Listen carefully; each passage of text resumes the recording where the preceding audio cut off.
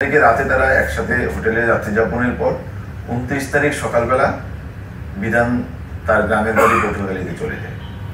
যাওয়ার আগে সে বলে যায় যে আমি আবার আসবো, আমার সাথে আবার দেখা হবে, আমার দাদির চিকিৎসার বিষয় আছে, তাকে চিকিৎসার জন্য আমি বরিশাল আনতে পটুয়াখালী চলে যাচ্ছি। এবং তার কথা মতে সে তার দাদিকে এনে বরিশালে 2-3 দিন চিকিৎসা করে আবার চলে যায়।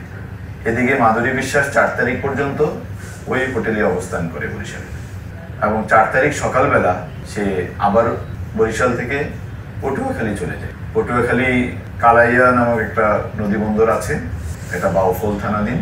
ওই কালাইয়া বন্দরে প্রথমে পটুয়াখালী বাউফল হয়ে ওই কালাইয়া বন্দরে চলে যায়। আর কালাইয়া বন্দর থেকে 10 মিনা অর্থাৎ বিধান দাসের বাড়িটি খুব নিকটবর্তী।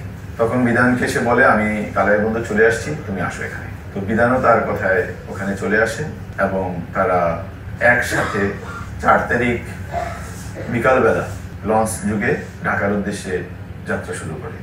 যেহেতু বিধান দাস মাধুরী বিশ্বাসকে বিয়ে করবে না, কিন্তু মাধুরী বিশ্বাসের কাছ থেকে একটা বিয়ের চাপ ছিল, তখন বিধান মাধুরীকে যাতে তাকে স্থায়ীভাবে কোনো চাপ প্রয়োগ করতে না পারে এরকম একটা পরিকল্পনা আসছিল।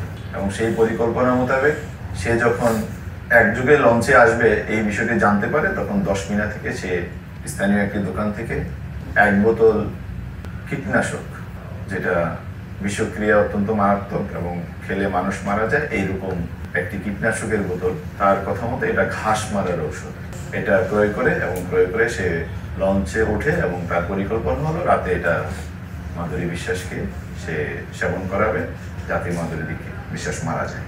পরিকল্পনা মোতাবেক তারা একসাথে লঞ্চে ওঠে বিকাল 5টা আনুমানিক 4টার দিকে, এবং তারা ঢাকার উদ্দেশ্যে রওনা দেয়। এবং যাত্রাপথে রাতের একটা সময়ে সে পানির বোতলে এই কীটনাশকটি মিশিয়ে দিয়ে মাধুরী বিশ্বাসকে এটি সেবন করতে উৎসাহিত করে এবং বলে যে এটা পানি, এটা খাও। এবং আরো বলে যে তোমার তো গ্যাসের সমস্যা আছে আমি জানি, তুমি এটা খেলে তোমার এটার মধ্যে কিছু বলেছি। বিধান দাস বালি কাটার যে জাহাজ, তার গ্রামের বাড়ি পটুয়াখালী 10 মিনা থানা এলাকায় গাছানি গ্রামে। তার বাবার নাম নিত্যরঞ্জন দাস। সে বালি কাটার যে জাহাজ, কেউ বলগেট বলেন, অনেকে আমরা বলগেট বলি, বলগেটে চাকরি করে 13,000 টাকা মাসিক বেতনে। এটা আমরা দুঃখিত, এই ধরনের কোনো পরিচয় আমরা তার পাইনি এবং সেও এই বিষয়ে আমাদের কিছু বলেনি। আর শ্রেষ্ঠা মাধুরী বিশ্বাসের যে মেয়ে 7 বছর বয়সী, মাধুরী বিশ্বাস তো মারা গেল 6 তারিখে, 5 তারিখে রাতে, আর শ্রেষ্ঠা মারা গিয়েছে 14 তারিখে গোপালগঞ্জ হসপিটালে, এবং তার দাফন হয়েছে 13টা তারিখে। আচ্ছা, আমরা যতটুকু জেনেছি যে লঞ্চের মধ্যে একসাথে মার মেয়ে হচ্ছে কীটনাশক যুক্ত পানি খেয়েছে, তাহলে শ্রেষ্ঠা গোপালগঞ্জ হসপিটালে কিভাবে গিয়েছে এবং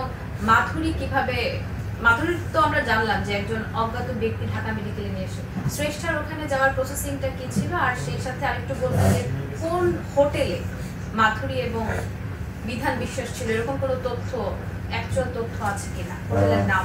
ধন্যবাদ আপনাকে, আমরা সবই পেয়েছি। এটা বরিশালে বিসমিল্লাহ হোটেল নামে এটা হলো হসপিটালের নিকট, বরিশাল মেডিকেল কলেজের নিকটবর্তী বিসমিল্লাহ হোটেল নামে একটা হোটেল আছে, একটা বিসমিল্লাহ বোর্ডিং।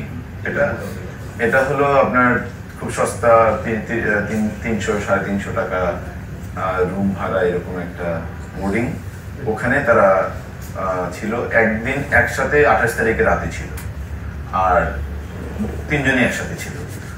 আর মাধুরী তার মেয়েকে নিয়ে 4 তারিখ সকাল পর্যন্ত ছিল। আর মা যেটা বললেন যে শ্রেষ্ঠা কিভাবে গোপালগঞ্জে গেল, সেটা হলো আমাদের এখানে যখন আমরা 5-6 তারিখে সকালবেলা আমরা বিষয়টা মাধুরীর লাশ আমরা ঢাকা মেডিকেলে পেলাম, তখন তার বায়োলজিক্যাল যে স্যাম্পল, যে পরীক্ষা নিরীক্ষা, সেটার মাধ্যমে তো আমরা পরিচয় জানতে পেরে তার আত্মীয় স্বজনকে খবর দিই। তারা আসার পর তার লাশ এবং বাচ্চাকে নিয়ে তারা চলে যায়। মেয়েটা তখন অসুস্থ মনে হয়েছে, আবার অনেকটা এরকম মনে হচ্ছে সারা রাত্রে হয়তো ঘুমায়নি, লঞ্চে ছিল, এটারও হতে পারে একটু ঘুম ভাব, এরকম একটা অসুস্থতা তার মধ্যে লক্ষ্য করা গেছে।